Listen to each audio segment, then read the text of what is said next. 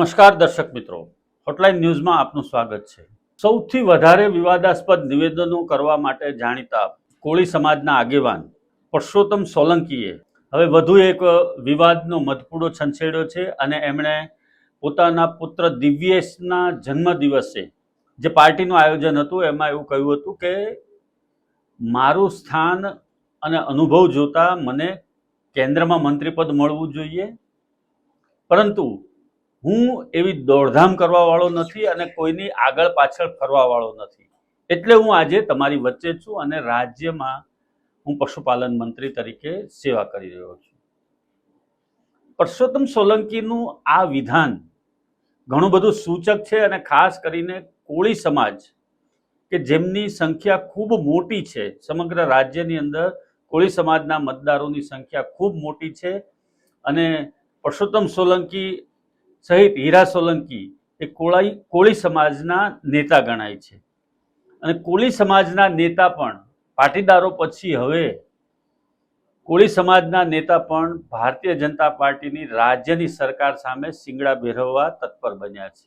આ પ્રસંગે ઉપસ્થિત રહેલા કોળી સમાજના તમામ આગેવાનોને એમણે એવું પણ કહ્યું હતું કે હું કોઈની આગળ પાછળ દોડધામ કરવા વાળો નથી, મારું કદ અલગ છે, મારી કાઠી અલગ છે અને એના કારણે મને કેન્દ્રીય મંત્રીપદ મળવું જોઈએ, પરંતુ એ મળ્યું નથી અને હું કોઈની આગળ પાછળ ફરતો નથી, એટલા માટે મને આ પદ મળ્યું નથી। ભારતીય જનતા પાર્ટીના જ એક મંત્રી આવા પ્રકારનું નિવેદન આપે તો એ ઘણું બધું સૂચક છે અને દર્શક મિત્રો આપ પણ સમજી શકો છો કે એમનો કહેવાનો ભાવાર્થ શું હતો અને એમણે આ એક સૂચક નિવેદન કરી અને શું સંદેશો રાજ્યની નેતાગીરીને આપ્યો છે, એની સાથે સાથે કેન્દ્રની નેતાગીરીમાં પણ કોના નામે એમણે મેસેજ કર્યો છે એ પણ લોકોને ખબર છે।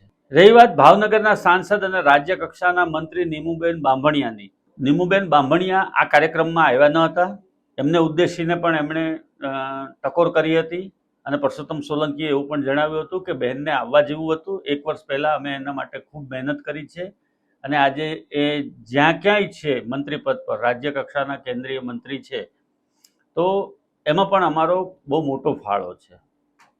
ટૂંકમાં ભારતીય જનતા પાર્ટીમાં ઉકળતો ચરુ હોય એવું લાગી રહ્યું છે હાલના તબક્કે। પાટીદાર સમાજ પછી હવે કોળી સમાજના નેતાના નિવેદન પણ સામે આવી રહ્યા છે। સમગ્રતઃ જોઈએ તો તમામ વર્ગના લોકો ભારતીય જનતા પાર્ટીની આ સરકાર અને આ અધિકારી રાજથી નારાજ હોય એવું કશે ને કશે એમના નિવેદનો ઉપરથી લાગી રહ્યું છે। કશે ને કશે એ લોકો પોતાનો આક્રોશ વ્યક્ત કરી રહ્યા છે। સામાજિક સંગઠનો અને સામાજિક મેળાવડાઓમાં પણ સરકારની જ વાત થાય છે અને દરેક વ્યક્તિ કશે ને કશે દુભાયેલો છે અથવા તો એના મનમાં છૂપો રોષ છે, મનમાં રોષની જ્વાળાઓ એ દબાવીને બેઠો છે એવું હાલના તબક્કે લાગી રહ્યું છે। પરંતુ આ બધાની વચ્ચે કોળી સમાજના આગેવાન અને નેતા એવા પરસોત્તમ સોલંકીનું આ નિવેદન ઘણું બધું સૂચક છે અને એના પરિણામો કદાચ આપણને આગામી દિવસોમાં જોવા મળશે કે એમના આ નિવેદન પાછળનો રાજ શું છે અને શું ઇશારો કરવા માંગે છે। એ તમામ પરિસ્થિતિ ઉપર હોટલાઇન ન્યૂઝની નજર રહેશે દર્શક મિત્રો। તો અને હા, આપની કિંમતી કોમેન્ટ આપવાનું ચૂકશો। ધન્યવાદ। લાઈક કરજો, અમારા વિડીયોને શેર કરજો અને અમારી હોટલાઇન ન્યૂઝ ચેનલને આપ સબસ્ક્રાઇબ કરજો।